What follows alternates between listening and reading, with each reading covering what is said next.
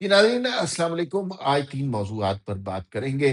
पहली बात तो ये है कि ख्वाजा आसिफ ने बड़ी दबंग प्रेस कॉन्फ्रेंस की है और उन्होंने ये बात वाज़ेह तौर पर कर दी है कि ये जो फैज़ हमीद का ट्रायल हुआ है ना, ये अभी जो सज़ा मिली है, ये इब्तिदा है। आने वाली सज़ाओं के हवाले से और आने वाले ज़माने में बड़े लोगों की सख्ती आने वाली है। उस पर बात करेंगे। नवाज शरीफ साहब एक दफा फिर एक्टिव हो गए और गिलगित बल्तिस्तान और कश्मीर के हवाले से अचानक की टिकटों की सूरत में मंजर आम पर आ गए, अच्छा खिताब किया और फ्रेश भी लग रहे थे। तो नवाज शरीफ की वापसी मुस्लिम लीग नून के वोटरों के लिए बहुत अहम खबर है।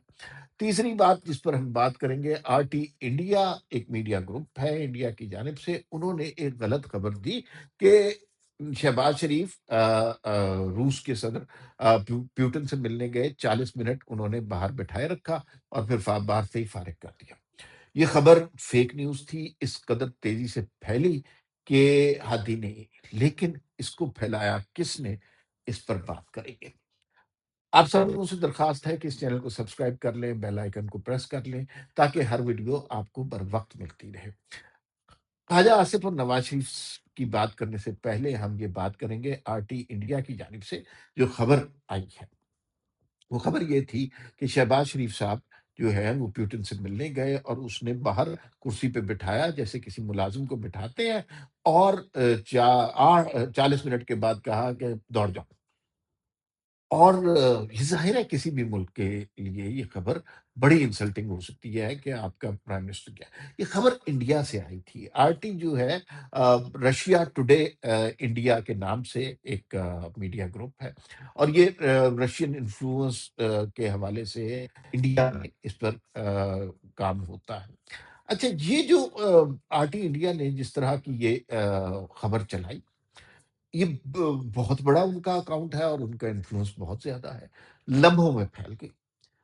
अब इस खबर को कौन रहा है, ये बहुत इंपॉर्टेंट बात है। और इस खबर को आगे बढ़ा रहा है शहबाज गिल। ये सिर्फ शहबाज शरीफ की इंसल्ट नहीं थी, ये पूरे पाकिस्तान की हुकूमत पाकिस्तान की, पाकिस्तान के परचम की, तराने की, रियासत की इंसल्ट थी कि पाकिस्तान का प्राइम मिनिस्टर किसी मुल्क के सदर से मिलने गया और उसने 40 मिनट बाहर बिठा दिया नौकरों की तरह। इसको शहबाज गिल ने ट्वीट किया और आगे लिखा कि इससे ज्यादा बेइज्जती हो नहीं सकती, लेकिन ये यही डिजर्व कर।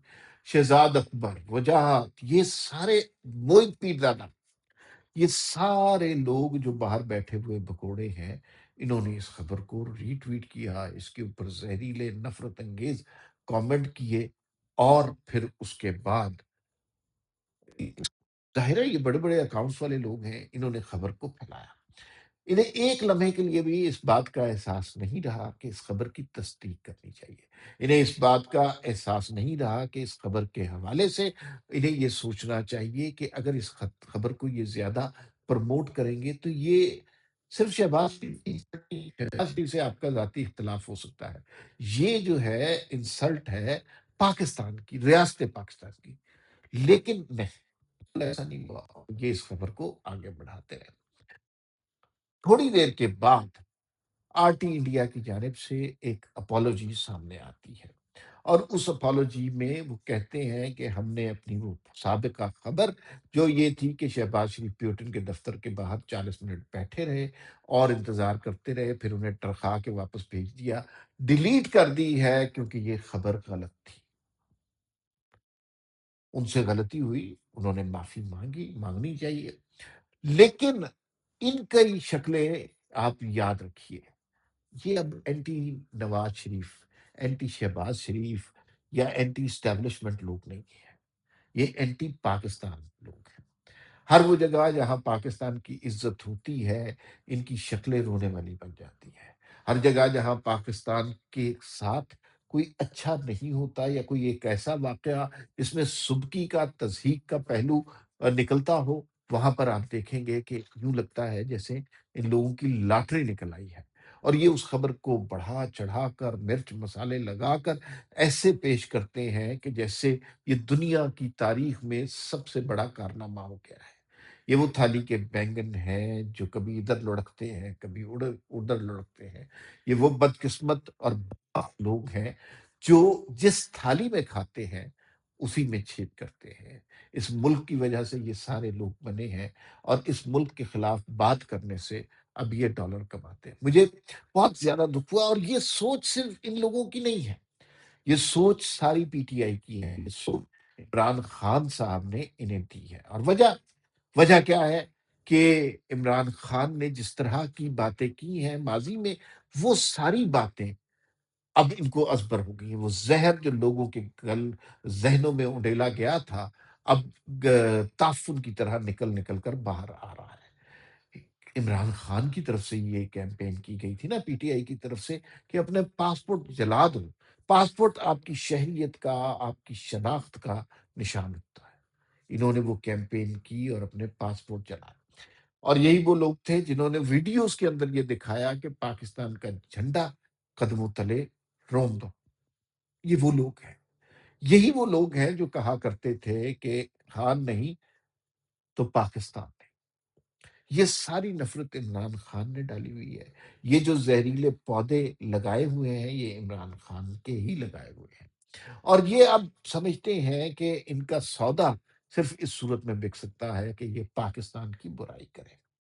میرے خیال میں یہ وقت آ گیا ہے جب حکومت پاکستان کو کچھ عملی طور پر کرنا ہوگا۔ محسن نقوی صاحب 2 لوگوں کو طلب کرنے گئے ہیں لندن، جس میں شہزاد اکبر ہیں اور عادل راجہ ہے۔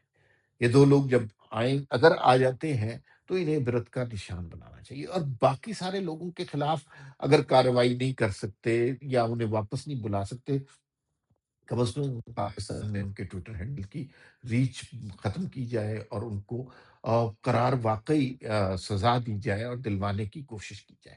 کیونکہ یہ نہیں ہو سکتا کہ آپ کے پاس پاسپورٹ بھی پاکستان کا ہو، شناختی کارڈ بھی پاکستان کا ہو، اور گالی بھی آپ پاکستان کو دیں۔ دنیا میں کسی طرح کہیں ایسا نہیں ہوتا ہے۔ امریکن کبھی آپ نے دیکھا ہے امریکہ کو گالی دے رہے ہوتے ہیں؟ برٹشرز کبھی برٹن کو گالی دے رہے ہوتے ہیں؟ انڈینز کبھی انڈیا کو گالی دے رہے ہوتے ہیں؟ نہیں دے رہے ہوتے نا۔ تو یہ اپنے اپنے وطن سے محبت کا سلوک ہے۔ ہمارے ہاں یہ قابل نفرت کیریکٹر ایسے آگے ہیں جو اپنے وطن کو ہی گالی دیتے ہیں، اور اس کے بعد اسی سے ڈالر کماتے ہیں۔ تو یہ حرام خور لوگ ہیں، بدبخت لوگ ہیں، اور ان کو پکڑ پکڑ کے سزا دینی چاہیے، یا کم از کم ان کا کچا چٹھا کھول کے بتانا چاہیے۔ پاکستان کے خلاف ایک خبر، اگر یہ خبر ہمارے پاس آئے تو ہم پہلے چپ کر جائیں، 10 جگہ سے تصدیق کریں، اور پھر اس کے خلاف، پاکستان کے خلاف ہی ہم اس کے خلاف بات کریں گے، ہمیشہ کریں گے۔ اس لیے کہ ہم اس مٹی سے ہیں نا، اسی پاکستان کی وجہ سے ہیں۔ یہ پاکستان نہیں ہے تو ہم بھی نہیں ہیں۔ لیکن یہ کیسے ہو سکتا ہے کہ آپ اس پاکستان کے خلاف بات کریں اور نام بھی پاکستان کا لیں، گالی بھی پاکستان کو دیں؟ تو یہ ان کا جو نیکسس ہے یہ کھل کر سامنے آ گیا ہے کہ ایران کس طرح کرتا ہے۔ انڈیا سے خبر آتی ہے، اور اس کے بعد اس کے پیچھے رشیا ہے، اور پھر آگے چلانے والے یہ شہزاد اکبر اور یہ آ، شہباز گل اور موہت پیرزادہ ہیں۔ یہ آگے اینٹی پاکستان گروپوں کے ٹاؤٹ بنے۔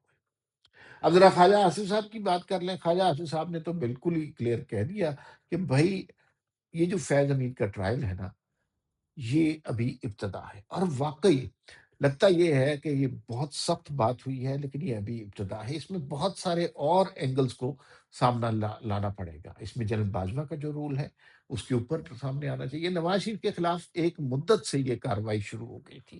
بڑے خوش قسمت آدمی ہیں، انہوں نے 9 آرمی چیف کو لگایا، 9 کے ساتھ کام کیا، 6 کو لگایا، اور پھر اس کے بعد 35 سال سے زیادہ عرصہ نواز شریف کی سیاست کا ہے پاکستان میں۔